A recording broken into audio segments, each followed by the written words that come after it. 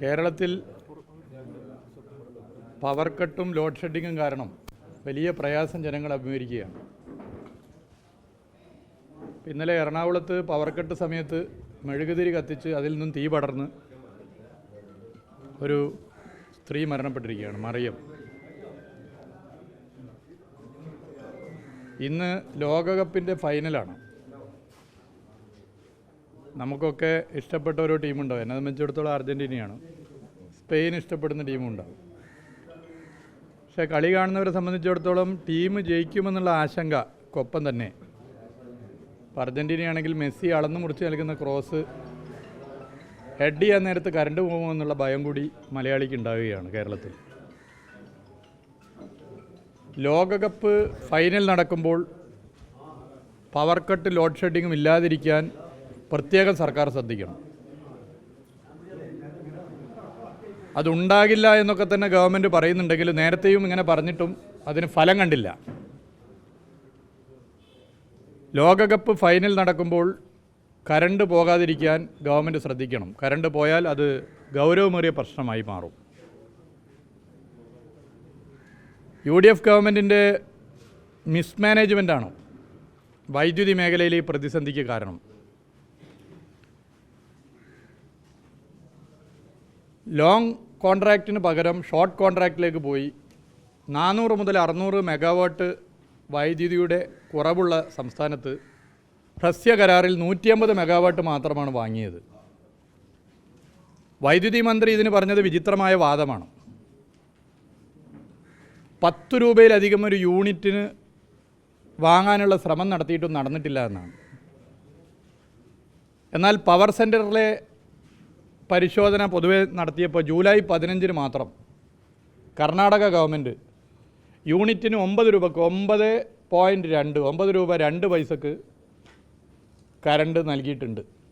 കർണാടക ഭരിക്കുന്നത് കോൺഗ്രസ് ആണ്. KPCC president കൂടിയായ വൈദ്യുതി മന്ത്രി എന്തുകൊണ്ട് കർണാടക ഗവൺമെൻറ്റുമായി ചർച്ച ചെയ്ത് ഇതിന് പരിഹാരം കാണാൻ തയ്യാറായില്ല? അപ്പോൾ അടിസ്ഥാനരഹിതമായ ആരോപണവും നിലപാട് സ്വീകരിച്ചു പോകുന്നതിന് പകരം ഇതിൽ കുറച്ച് സമയം ചെലവഴിക്കാൻ വൈദ്യുതി മന്ത്രി തയ്യാറാകണം. വൈദ്യുതി മന്ത്രി ഇപ്പോൾ വൈദ്യുതി മന്ത്രിയുടെ പ്രവർത്തനമല്ല നടത്തുന്നത്, KPCC പ്രസിഡന്റ് പ്രവർത്തനം നടത്തുന്നത്. KSUവിൻ്റെ സംസ്ഥാന പ്രസിഡന്റും മുഖ്യമന്ത്രിയും തമ്മിലുള്ള തല്ല് പരിഹരിക്കാനുള്ള പഞ്ചായത്ത് പറയുന്ന പണിയാണ് കേരളത്തിൻ്റെ വൈദ്യുതി മന്ത്രി എടുക്കുന്നത്. പവർ കട്ട് ലോഡ് ഷെഡിങ് പരിഹരിക്കാനുള്ള ഇടപെടലിനല്ല നേരം കളയുന്നത്. കോൺഗ്രസിലെ കടുത്ത ആഭ്യന്തര പ്രശ്നങ്ങൾ പരിഹരിക്കാനാണ് വൈദ്യുതി മന്ത്രി, KPCC പ്രസിഡന്റ് കൂടിയായ വൈദ്യുതി മന്ത്രി സമയം ചെലവഴിക്കുന്നത്. ഇത് കാരണമാണ് വൈദ്യുതി വകുപ്പിൽ ശ്രദ്ധ ചെലുത്താൻ വൈദ്യുതി മന്ത്രിക്ക് സാധിക്കാതെ പോകുന്നത്. കോൺഗ്രസിലെ ആഭ്യന്തര പ്രശ്നം പരിഹരിക്കാൻ ഇടപെടുക ഒക്കെ ശരി, പക്ഷേ ഒരു മന്ത്രി എന്ന നിലയിൽ പ്രാധാന്യം കൊടുക്കേണ്ടത് കേരളത്തിലെ വൈദ്യുതി പ്രതിസന്ധിക്ക് പരിഹാരം കാണാനാണ്. 10 കൊല്ലം കേരളത്തിൽ LDF ഭരിച്ചപ്പോൾ പവർ കട്ട് ലോഡ് ഷെഡിങ്ങും ഇല്ല. 10 കൊല്ലം ഭരിച്ചപ്പോൾ ഇല്ല. എന്നാൽ ഇപ്പോൾ വൈദ്യുതി മന്ത്രിക്ക് പാർട്ടി പ്രസിഡന്റിൻ്റെ പണിയെടുക്കാനാണ് നേരം. കോൺഗ്രസ് ഭരിക്കുന്ന കർണാടക സംസ്ഥാനവുമായി ചർച്ച ചെയ്ത് 9 രൂപക്ക് യൂണിറ്റിന് വൈദ്യുതി വാങ്ങാൻ മുഖ്യമന്ത്രിയും തയ്യാറാകാതെ പോകുന്നു. അവർക്കൊന്നും ഇതിന് നേരമില്ല എന്നുള്ളതാണ് പ്രശ്നം. ഇതിൻ്റെ ഭാഗമായി 2 രക്തസാക്ഷിത്വമാണ് കേരളത്തിലുണ്ടായത്. പാലക്കാട് ഓക്സിജൻ കോൺസെൻട്രേറ്റർ വൈദ്യുതി പോയത് കാരണം പ്രവർത്തിക്കാത്തതിൻ്റെ ഭാഗമായി കൃഷ്ണൻ എന്ന് പറയുന്ന ഒരു വ്യക്തി മരണപ്പെട്ടു ഈ പവർ കട്ട് കാരണം. എറണാകുളത്ത് പവർ കട്ട് കാരണം മെഴുകുതിരി കത്തിച്ച് അതിൽ നിന്നും തീ ആളിപ്പടർന്ന് മറിയം എന്ന സ്ത്രീ മരണപ്പെട്ടു. 2 രക്തസാക്ഷിത്വമാണ്. UDF ഭരണത്തിൻ്റെ അനാസ്ഥ കാരണം, UDF ഭരണത്തിൻ്റെ വൈദ്യുതി മേഖലയിലെ മിസ്മാനേജ്മെൻറ്റ് കാരണം, വൈദ്യുതി മന്ത്രി പാർട്ടി പ്രസിഡൻറ്റിൻ്റെ പ്രവർത്തനം കൂടുതൽ ശ്രദ്ധിക്കുന്നത് കാരണം 2 മനുഷ്യജീവനാണ് കേരളത്തിൽ നഷ്ടപ്പെട്ടത്. മന്ത്രിമാർക്ക് ഏക അഭിപ്രായമില്ല. ഏത് കാര്യത്തിൽ ഏക അഭിപ്രായമുള്ളത്? PMCയുടെ കാര്യത്തിൽ വ്യത്യസ്ത അഭിപ്രായം പറഞ്ഞു. നിപ്പ വന്നപ്പോൾ വ്യത്യസ്ത അഭിപ്രായം മന്ത്രിമാർ പങ്കുവച്ചു. ധവളപത്രം ക്യാബിനറ്റിൽ പറഞ്ഞ് നിയമസഭയിൽ വന്നതിന് ശേഷം പിന്നീട് തൊഴിൽ നഷ്ടപ്പെടുമെന്നുള്ള കാര്യത്തിൽ മുഖ്യമന്ത്രിയും മന്ത്രിയും വ്യത്യസ്ത അഭിപ്രായം പറഞ്ഞു.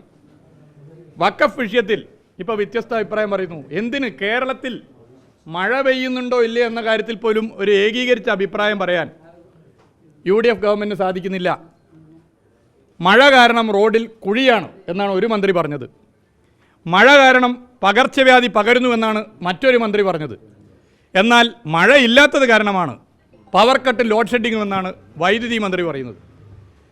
മഴ പെയ്യുന്നുണ്ടോ ഇല്ലേ എന്നുള്ള കാര്യത്തിൽ പോലും ഒരു ഒന്നിച്ച അഭിപ്രായം പറയാൻ സാധിക്കാത്ത ഒരു നാണംകെട്ട ഭരണമായി ഈ 2 മാസം കൊണ്ട് UDF ഭരണം മാറി. മന്ത്രിമാർ തമ്മിലുള്ള ഏകോപനമില്ല. മുഖ്യമന്ത്രി അതിൽ എല്ലാവരെയും ഏകോപിപ്പിച്ച് മുന്നോട്ട് പോകാൻ ശ്രമിക്കുന്നില്ല. ഇങ്ങനെയുള്ളൊരു വല്ലാത്ത അവസ്ഥയിലാണുള്ളത്. അപ്പം അതുകൊണ്ട് അടിയന്തരമായി വൈദ്യുതി മന്ത്രിയും മുഖ്യമന്ത്രിയും ഇടപെട്ട് ഈ പ്രശ്നത്തിന് പരിഹാരം കാണണം. ഇന്ന് ലോകകപ്പ് ഫൈനൽ നടക്കുമ്പോൾ കറണ്ട് പോകാതിരിക്കുക എന്നുള്ളത് ഏറ്റവും വലിയ ഉത്തരവാദിത്തമായി മുഖ്യമന്ത്രിയും വൈദ്യുതി മന്ത്രിയും കാണണം. ഫൈനലിൽ കറണ്ട് പോകാതിരിക്കാനുള്ള നടപടി KSEB സ്വീകരിച്ചു എന്നാണ് പറയുന്നത്. 300 മെഗാവാട്ട് അധിക ആവശ്യകത കണക്കൂട്ടി നടപടി, യൂണിറ്റിന് 10 രൂപ കൊടുത്ത് വൈദ്യുതി വാങ്ങും തീരുമാനമായിട്ട്. ഇതിനു മുമ്പ് ഇതുപോലുള്ള കാര്യങ്ങൾ പറഞ്ഞിട്ടുണ്ട്. എന്നിട്ട് നമ്മുടെ അനുഭവം എന്താ നമുക്കറിയാം. അതാ ഞാൻ നേരത്തെ പറഞ്ഞ മെസ്സി അളന്ന് മുറിച്ച് ക്രോസ് ചെയ്തിട്ട് ഹെഡ് ചെയ്യാൻ നേരത്ത് കറണ്ട് പോയ അനുഭവം കേരളത്തിലുണ്ട്. അപ്പോൾ ഫുട്ബോൾ പ്രേമികൾ മലയാളികളെ സംബന്ധിച്ചിടത്തോളം ഇഷ്ടപ്പെട്ട ടീം ജയിക്കണം, അതിൻ്റെ ഒരു ടെൻഷൻ ഒരു ഭാഗത്തുള്ളപ്പോൾ തന്നെ കളി കാണുമ്പോൾ എപ്പോഴാണ് കറണ്ട് പോകുക എന്നുള്ള ടെൻഷനും ഉണ്ടാകുന്നു. അതുകൊണ്ട് അടിയന്തരമായ വിഷയത്തിൽ ഇടപെടണം. 2 മനുഷ്യജീവൻ ഇതിൻ്റെ ഭാഗമായി നഷ്ടപ്പെട്ടു. ഗൗരവമുള്ള പ്രശ്നമാണ്. ആ ഗൗരവത്തിൽ ഇതിനെ കാണണം. വൈദ്യുതി മന്ത്രിയുടെ ജോലി ചെയ്യണം. KPCC പ്രസിഡൻ്റിൻ്റെ ജോലിയല്ല ചെയ്യേണ്ടത്, വൈദ്യുതി മന്ത്രിയുടെ ജോലിയാണ് ചെയ്യേണ്ടത്. കോൺഗ്രസ്സിലെ തമ്മിലടി തീർക്കാനാണ് മുഴുവൻ സമയവും KPCC പ്രസിഡന്റ് എന്ന നിലയിൽ വൈദ്യുതി മന്ത്രി സമയം ചെലവഴിക്കുന്നത്. ഇത് കാരണം വൈദ്യുതി വകുപ്പിന് ഒരു മന്ത്രി ഇല്ലാതെ പോയി എന്നുള്ളതാണ് പ്രശ്നം. ഇതിൻ്റെ പ്രയാസം അനുഭവിക്കുന്നത് മനുഷ്യരാണ്, ഈ നമ്മുടെ നാടാണ്. ഈ 10 കൊല്ലതൊന്നും ഇല്ലായിരുന്നല്ലോ.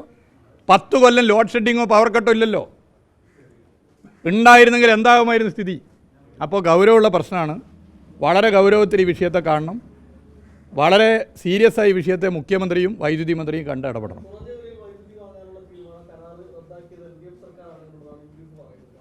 അതാ പറഞ്ഞത്, ഇത്തരം അടിസ്ഥാനരഹിതമായ കാര്യങ്ങൾ പറയുകയാണ്. സുപ്രീം കോടതിക്ക് മുമ്പുള്ള കേസുണ്ട്, അതിൽ കരാറുമായി ബന്ധപ്പെട്ട പ്രശ്നമുണ്ട്. ഇതൊക്കെയാണ് വസ്തുത എന്ന് എല്ലാവർക്കും അറിയുന്ന കാര്യമാണ്. അപ്പോൾ യഥാർത്ഥത്തിൽ മുൻകരുതലെടുക്കാൻ തയ്യാറായിട്ടില്ല. മിസ്മാനേജ്മെൻറ്റ് വന്നു.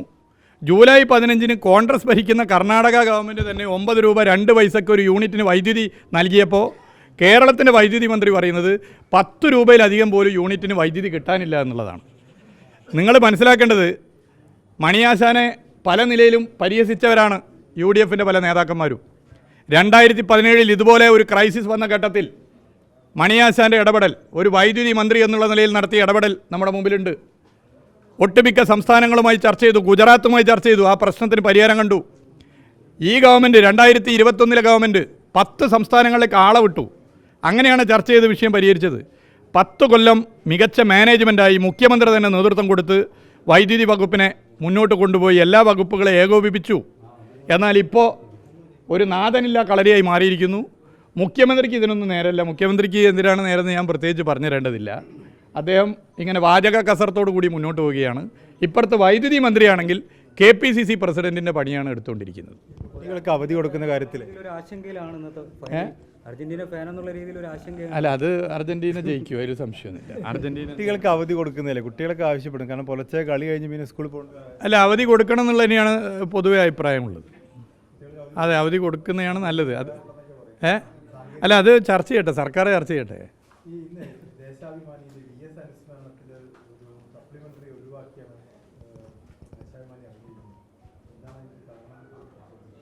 അല്ല, അത് എല്ലാ നിലയിലും പ്രാധാന്യം കൊടുത്താണ്. മറ്റു കാര്യങ്ങൾ ഞാൻ പരിശോധിക്കുക എന്താണെന്നുള്ളത്.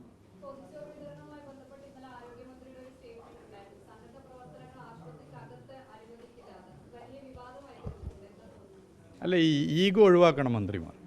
ഇപ്പോൾ വൈദ്യുതി മേഖലയിലെ പ്രതിസന്ധിക്ക് ഒരു കാരണം മിസ്മാനേജ്മെൻറ്റും മറ്റൊരു കാരണം ഈഗോ ആണ്. ഈഗോ ഒഴിവാക്കണം. നല്ല നിലയിൽ ജനങ്ങൾ എല്ലാവരും ഒരുപോലെ അംഗീകരിക്കുന്ന ഒരു കാര്യമാണ് മെഡിക്കൽ കോളേജിലും പ്രധാനപ്പെട്ട സർക്കാർ ആശുപത്രികളിലും വീടുകളിൽ നിന്നും ശേഖരിച്ച് DYFI നൽകുന്ന പൊതിച്ചോറ്. അപ്പോൾ അതൊരു ഈഗോയിൽ കാണാതെ അവരെ കൂടി ചേർത്ത് പിടിച്ച് പോകാനാണ് ശ്രമിക്കേണ്ടത്. ഇതുവരെ അതിനൊരു കുഴപ്പമുണ്ടായിട്ടില്ലല്ലോ, എല്ലാവരും പിന്തുണച്ചല്ലേ. എന്തിനാണ് നമ്മൾ അത്തരം കാര്യങ്ങളിൽ ഇങ്ങനെ ഒരു വൈരനിരാധന ബുദ്ധിയോടുകൂടി പെരുമാറുന്നത് എന്നുള്ളത് മനസ്സിലാക്കാൻ സാധിക്കും.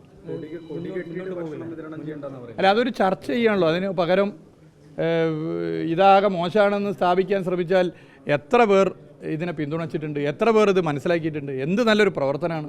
ഒരു സാമൂഹിക പ്രതിബദ്ധതയോടുകൂടി പ്രദേശത്തെ വീടുകളിൽ നേരത്തെ പോയി പറഞ്ഞ് ഞങ്ങളിങ്ങനെ ഇന്ന ദിവസം ഈ ആശുപത്രിയിൽ ചോറ് കൊടുക്കുന്നുണ്ട്, നിങ്ങൾ ചോറുണ്ടാക്കി തരണമെന്ന് പറഞ്ഞ് ആ ചോറുണ്ടാക്കി പൊതിഞ്ഞ് തന്ന് അത് പോയി യുവജന വളണ്ടിയർമാർ കളക്ട് ചെയ്ത് ഒരു വാഹനത്തിൽ മെഡിക്കൽ കോളേജിൽ എത്തിച്ച് വളരെ നല്ല നിലയിൽ എല്ലാ മാനദണ്ഡങ്ങളും പാലിച്ചുകൊണ്ട് ജനങ്ങൾക്ക് നൽകുന്നത് ഒരു നല്ല പ്രവൃത്തിയല്ലേ? അതിനങ്ങനെ കണ്ടാൽ പോരെ? അതിന് എന്തിനാണ് ഇങ്ങനെ ഒരു ശത്രുതാ മനോഭാവത്തോടു കൂടി കാണുന്നത്? അതുകൊണ്ട് ബഹുമാനപ്പെട്ട ആരോഗ്യവകുപ്പ് മന്ത്രി DYFI ഉൾപ്പെടെയുള്ള യുവജന സംഘടന നേതാക്കളുമായി ചർച്ച ചെയ്യണം. DYFIയോട് പ്രത്യേകം ചർച്ച ചെയ്തുകൊണ്ട് എങ്ങനെ അതിൽ ഒരുമിച്ച് മുന്നോട്ട് പോകാമെന്നുള്ളത് പരിശോധിക്കുകയാണ് ചെയ്യേണ്ടത്. ഇല്ലെങ്കിൽ വരാൻ പോകുന്നൊരു അപകടം, നിലവിൽ നല്ല നിലയിൽ പോകുന്നൊരു സംവിധാനം ഇല്ലാതായി കഴിഞ്ഞാൽ ഭാവിയിൽ അത് അപകടം ചെയ്യും. കുറച്ച് നിങ്ങൾ തന്നെ ഈ വിഷയത്തിൽ ചോദിക്കുന്ന സ്ഥിതിയിലേക്ക് എത്തും. മന്ത്രിമാർക്കിടയിൽ ഏകസ്വരമില്ല എന്ന് പറഞ്ഞല്ലോ, അപ്പോൾ അതിന് കൗണ്ടർ ചെയ്യുന്നത് LDFൽ ഇതിന് ഏകസ്വരം ഉണ്ടെന്നാണ്. പ്രത്യേകിച്ച് പ്രതിപക്ഷ ഉപനേതാവ് സ്ഥാനവുമായി ബന്ധപ്പെട്ട് CPM CPI തർക്കമുണ്ട് എന്ന രീതിയിലാണ് സർക്കാരും UDF ഒക്കെ ഇതിനെ പ്രതിരോധിക്കുന്നത്. അത് ഉത്തരവാദിത്തപ്പെട്ട നേതാക്കന്മാരായാലും മറുപടി പറഞ്ഞു കഴിഞ്ഞു. അതൊക്കെ നല്ല നിലയിൽ പരിഹരിച്ച് മുന്നോട്ട്. അതുപോലെയല്ലല്ലോ ഇവിടെ ജനങ്ങൾ വോട്ട് ചെയ്ത് തിരഞ്ഞെടുത്തു, ഞങ്ങളുടെ ഭരണം വേണ്ട, UDF ഭരണം മതി എന്ന് ജനങ്ങൾ തീരുമാനിക്കുമ്പോൾ ജനങ്ങളുടെ മുന്നിൽ മന്ത്രിമാരിൽ ഐക്യമാണല്ലോ പ്രതീക്ഷിക്കുന്നല്ലേ? പ്രതിപക്ഷത്തിന് ഐക്യം ഉണ്ടെങ്കിൽ മാത്രം നിങ്ങൾക്ക് ഐക്യം മതി, നിങ്ങൾ തൽക്കാലം ഭരിച്ചു എന്ന് പറഞ്ഞിട്ടല്ലല്ലോ ജനങ്ങൾ വോട്ട് ചെയ്യുന്നത്. ജനങ്ങളൊരു ഗവൺമെൻറ്റിനെ തിരഞ്ഞെടുക്കുകയാണ്. ആ ഗവൺമെൻറ്റിനെ തിരഞ്ഞെടുക്കുമ്പോൾ മുഖ്യമന്ത്രിക്കും മന്ത്രിമാർക്കും ഒരേ അഭിപ്രായം വേണം. അതാണ് ഞാൻ നേരത്തെ പറഞ്ഞത്. കേരളത്തിൽ മഴ പെയ്യുന്നുണ്ടോ ഇല്ലേ എന്നുള്ളതിൽ പോലും വ്യത്യസ്ത അഭിപ്രായമാണ്. അപ്പോൾ ഒരു ഏകീകൃതമായ അഭിപ്രായത്തിലേക്ക് എത്താൻ പറ്റുന്നില്ല. ഇവിടെ ഒരു കലക്റ്റീവ് റെസ്പോൺസിബിലിറ്റി, കൂട്ടായ ഉത്തരവാദിത്വം ഉള്ള ഒരു സർക്കാരായി സർക്കാരിന് പ്രവർത്തിക്കാൻ പറ്റുന്നില്ല എന്നുള്ളത് ഈ ചുരുങ്ങിയ സമയത്തിനുള്ളിൽ തന്നെ അനുഭവങ്ങളിലൂടെ നമ്മൾ മനസ്സിലാക്കുകയാണ്. ഈ വഖഫ് വിഷയത്തിൽ BJP നേതാവ് ഹൈക്കോടതി ഇന്നലെ പറഞ്ഞു, മുസ്ലിം ലീഗ് എന്ന് പറയുന്ന രാഷ്ട്രീയ പാർട്ടി സുപ്രീം കോടതിയിൽ റെപ്രസെൻ്റ് ചെയ്ത വിഷയത്തിന് നേരെ വിപരീതമായിട്ടുള്ള നിലപാടാണ് മുസ്ലിം ലീഗ് എന്ന് പറയുന്ന രാഷ്ട്രീയ പാർട്ടി പ്രധാന റോള് വഹിക്കുന്ന ഒരു ഗവൺമെൻറ് എടുത്തിട്ടുള്ളത്. ഇന്ത്യൻ പാർലമെൻറ്റിൽ ഇടതുപക്ഷത്തോടൊപ്പം കോൺഗ്രസ് ശക്തമായ നിലപാടെടുത്തതിന് നേർവിപരീതമായ സമീപനമാണ് കോൺഗ്രസ് നയിക്കുന്ന UDF ഗവൺമെൻറ് സ്വീകരിച്ചിട്ടുള്ളത്.